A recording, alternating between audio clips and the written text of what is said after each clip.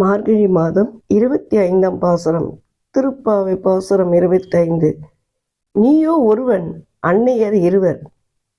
ஒருத்தி மகனாய் பிறந்து ஓர் இரவில் ஒருத்தி மகனாய் ஒளித்து வளர, தரைக்கில்லா நாய் தான் தீங்கு நினைத்து கருத்தை பிழைப்பித்து கஞ்சன் வயிற்றில் நெருப்பெண்ண நின்று நெடுமாலே உன்னை அறுதித்து வந்தோம் பாறை தருகியாக்கில் திருத்தக்க செல்வமும் சேவகம் யாம்பாடி வருத்தமும் தீர்ந்து மகிழ்ந்தோர் எம்பாவாய். இந்த பாசுரத்தில் கண்ணன் கிருஷ்ணன் பிறந்த அதிசயமும் அவன் தீமையை அழிக்கும் பரம்பொருள் என்பதை ஆண்டாள் அழகாக பாடுகிறாள். ஒருத்தி மகனாய் பிறந்த தேவகியின் மகனாக சிறையில் பிறந்த கண்ணன் ஒரு இரவில் ஒருத்தி மகனாய் ஒளித்து வளர, ஒரே இரவில் யசோதாவின் மகனாக மாற்றப்பட்டு கோகுலத்தில் மறைந்து வளர்க்கப்பட்டன.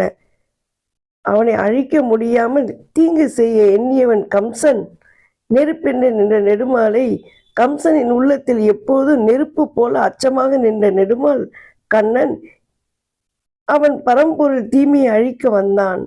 பக்தர்கள் வேண்டுதல், உன்னை அருந்தத்தில் வந்தோம் பாறை தரியாகில், உன்னை வழிபட்டு வந்தோம் எங்களுக்கு பாறை பேரின்பம் இறை அருள் தந்தருள் வேண்டும்.